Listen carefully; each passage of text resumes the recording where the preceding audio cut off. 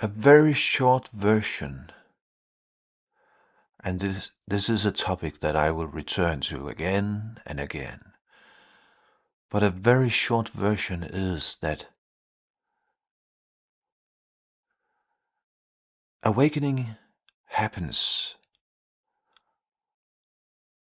on two levels. Well, initially, it seems as it is on two levels. But then, later on, it is seen very clearly that there are not two levels, that everything is happening on the same level, so to speak. But initially, it seems that awakening is happening on two levels. And there are no rule to which of these levels that you have to start out with. It's different from human being to human being on what level they are most likely to awaken on first. But as I said, then when awakening has happened on those two seemingly levels, then they melt together to be only one. But these two levels, they are on the level of the physical, on the level of form. And the other level is on the level of the formless. It is the yin and yang. But basically, the very, very short version, and sometimes the very, very short version, is the best version. Basically, what happens is that it suddenly dawns on you that there is not a someone who has this body, but that this physical form is a result of the entire universe. That the entire universe has spent almost 14 billion years before it was ready to manifest this moment, including this physical form. Now, isn't that miraculous?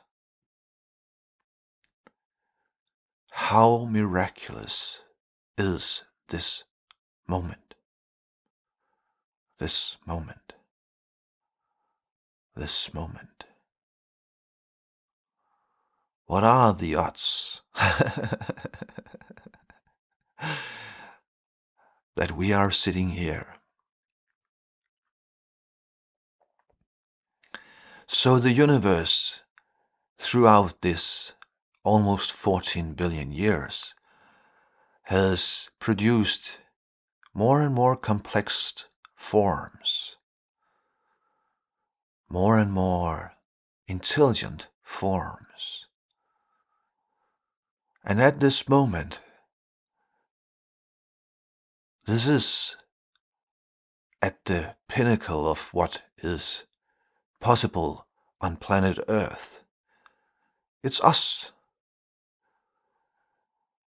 But evolution does not stop there.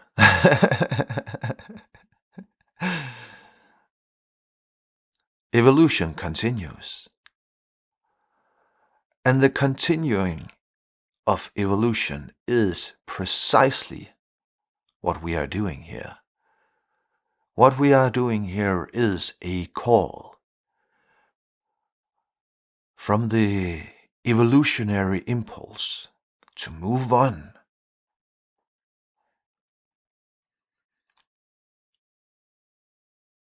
to evolve as physical forms.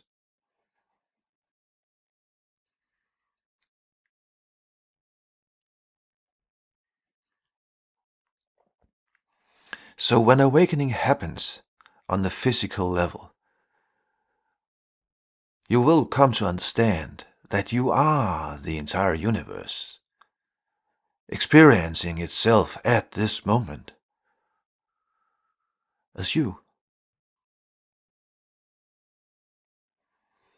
And that it is the entire universe that is experiencing you as you are right now, with all of the conditioning. So it is not you that are experiencing, it is not the conditioned idea, it is not the ego, it is not the illusionary self that are experiencing the conditioning. So it is not you that wakes up. It is the universe.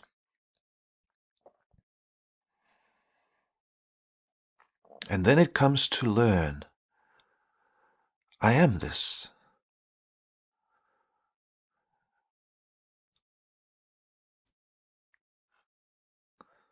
And it wants to know even more about itself, the universe, and this form.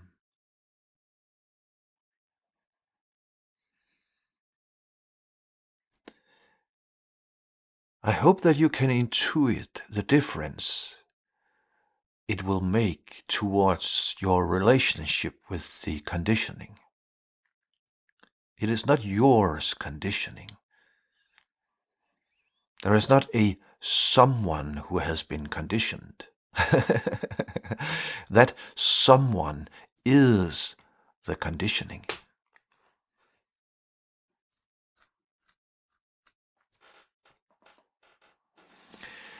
And the conditioning is only a problem for that someone that is the conditioning. And that is why the conditioning will keep on fighting itself forever.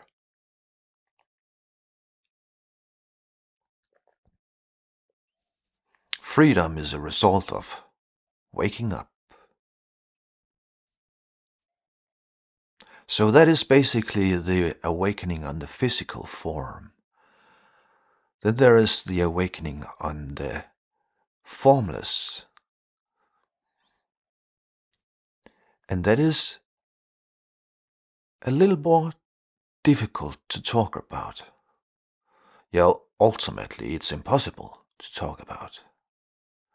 But it's a little bit more difficult to point towards. There is not that much to say.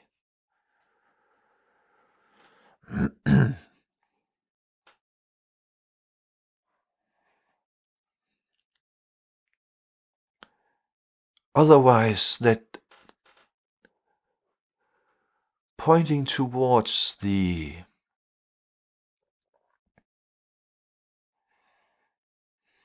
space, the void, that all of this seems to appear within.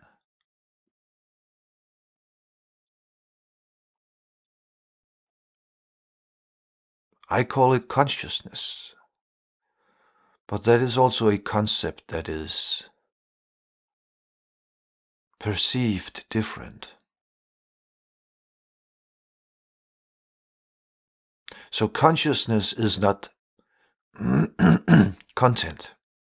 Consciousness is the space in which all content appears.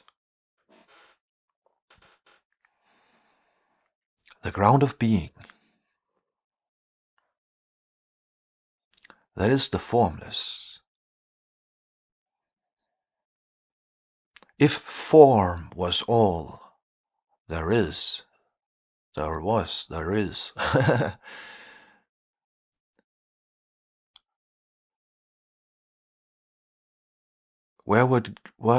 How would anything move? How would anything form needs space?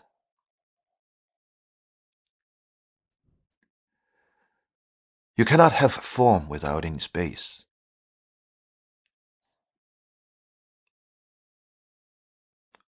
But then again, you cannot have space without any form.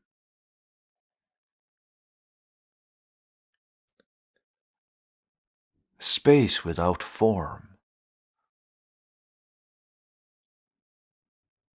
What is that? So they go together, form and the formless.